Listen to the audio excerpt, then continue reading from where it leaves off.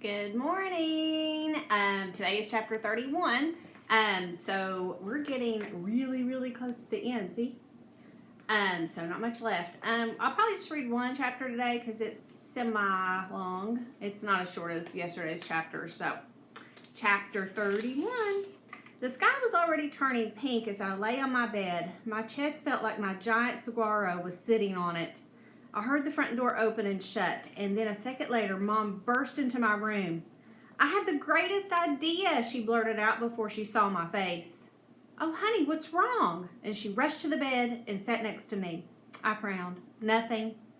"Nothing's been wrong for 2 days. Now tell me what nothing is," she demanded. My eyes filled with tears. "When Connor was here yesterday, he called me disabled." Mom scrunched her eyebrows. "Well, okay. Did that make you angry?" "Yes." "Why?" "Because I said," trying to hold back more tears, "I know I am. I don't need other people telling me I am and telling me what I can or can't do." "I'm sure he didn't say it to hurt you." "I don't ever want to be seen just as a disabled person," I said. "I don't want to just be Avon Green, that girl with no arms. I don't want to be labeled like that." "I think Connor would be the last person to label you like that. You shouldn't get so offended if someone calls you disabled, Avon. You do have extra challenges that others don't have, and it does take you longer to do most tasks. Your movements are limited. There's a big difference between saying you're disabled and saying you're incapable." "Well, he tried to say I was incapable of becoming an astronaut." She laughed and stood up off the bed and faced me. "I think it would be extra challenging for you, but I don't think it's impossible, not with robotic arms and all that." She did a robot dance to show off what I assumed were some ridiculous robot arms that would never be of any use to any astronaut.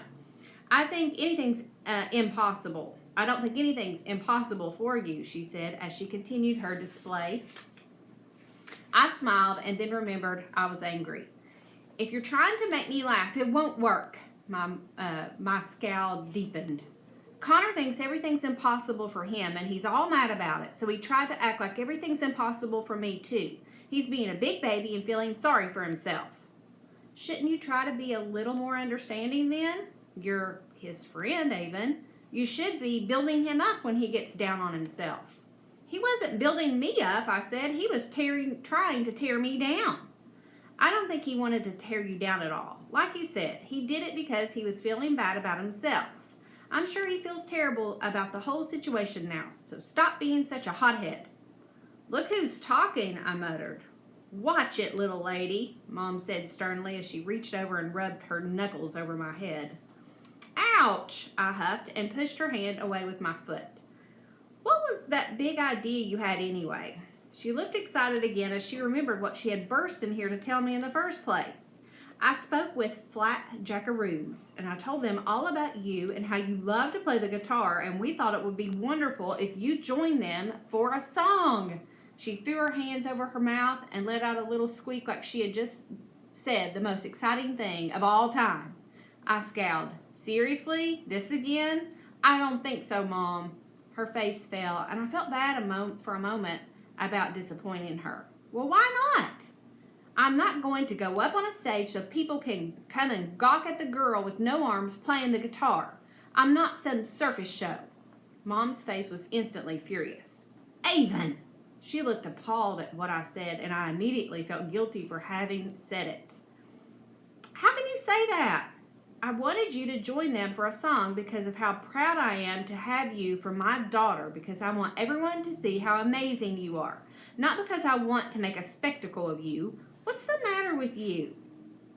"Everything," I said. "Everything is the matter with me." I got off the bed and stormed out of the apartment. I walked around Main Street as the sky turned dark, ignoring the few visitors who still ambled around. I didn't want to go home. I kicked the dirt and huffed and sulked as I wandered aimlessly. I sulked about my fight with Connor. I sulked about hating school. I sulked about missing my old school and friends. But mostly I sulked because Connor was right. I was disabled and no one would ever see me as anything else. I would never be able to do all the things everyone else could do.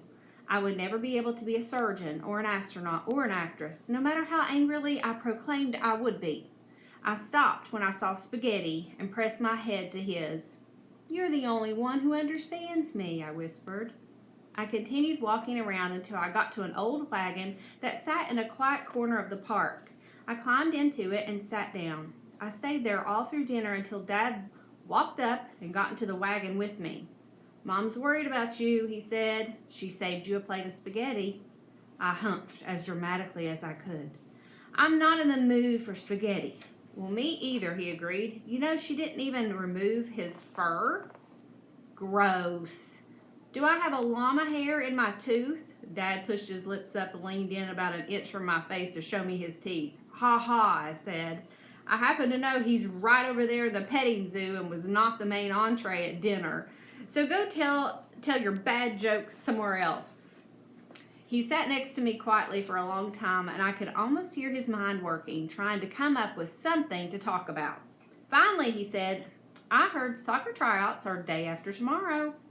"Oh, you heard soccer tryouts are day after tomorrow?" "Yes, I heard after I called the school several times and put the date on my calendar a few weeks ago and called again today to make sure it was still correct, and then I put a reminder in my phone." "I'm not trying out for soccer, Dad." "Oh, I didn't think you should just try out. No way. I just thought I'd mention it to you so you'd know to avoid the tryouts. I wouldn't want you to accidentally stumble into a soccer tryout and accidentally make it onto the team or something like that." And he tapped the side of his wagon. "That would be awful." I frowned as hard as I could beside him. I wasn't going to let him destroy my terrible mood. "It sure is a bright, a beautiful night," he said. "Look at all those stars." I looked up. "What stars?" I snorted. "You can't see any stars in this stupid city. Look right over there." And he pointed at the sky, and I see one right there. I rolled my eyes. "I think that's a planet, Dad." "Oh yeah, I think you're right. Jupiter?" "I think so." I turned my head to another light in the sky. "That might be Venus." Dad looked at me. "What's wrong, Sheebs?" I sighed and bit my lip. I feel so messed up right now. I wish my life were simple like everyone else's. Do you think, and I bit down harder on my lip, trying to keep it from quivering. "Do I think what, honey?" "Do you think it would have taken 2 years for someone to adopt me if I had arms?" "I think it would have taken about 2 seconds for someone to adopt you if I'd had found you sooner. Arms or no arms. You were our daughter and you were waiting for us. That's all there is to it." "I just wish I were like everyone else." He stared at me for a while. "Now that's a terrible thought." I scowled. "How is that terrible? Connor wants to be like everyone else." I tried my best to keep the tears from spilling out by not blinking, and so do I. Dad put his arm around me. "Why do you want to be like everyone else?" Despite my best efforts, a tear broke loose and slid down my cheek. "So I can wear cute tank tops and play the guitar at the festival and not worry about everyone staring at me all the time." I took a deep breath. "So I don't have to eat in the bathroom ever again." Dad furrowed his eyebrows. "And why do you have to eat in the bathroom, Avon?" I wiped at my cheek and my shoulder. "Because I don't want the other kids to see me." Dad sighed deeply and looked back at the sky. "Those lights up there, they're not like anything else in the sky." He looked at me. "But they shine the brightest." And I sniffed. "That's so cheesy, Dad." He laughed. "It may sound cheesy, but it's true." He squeezed me tightly to him and made a ridiculous, wise look, rubbing his chin thoughtfully. "No one lights a lamp and hides it under a basket. They put it on a table so it can shine for all to see." I rolled my eyes. I'm sure it pleased him to no end to incorporate a Sunday school lesson into our discussion. "Okay, Dad, I'll go sit on a table." And he kissed me on the top of the head. "Don't be like everyone else, Avon. Be you." "And what is that exactly? A table lamp?" "No, not a table lamp."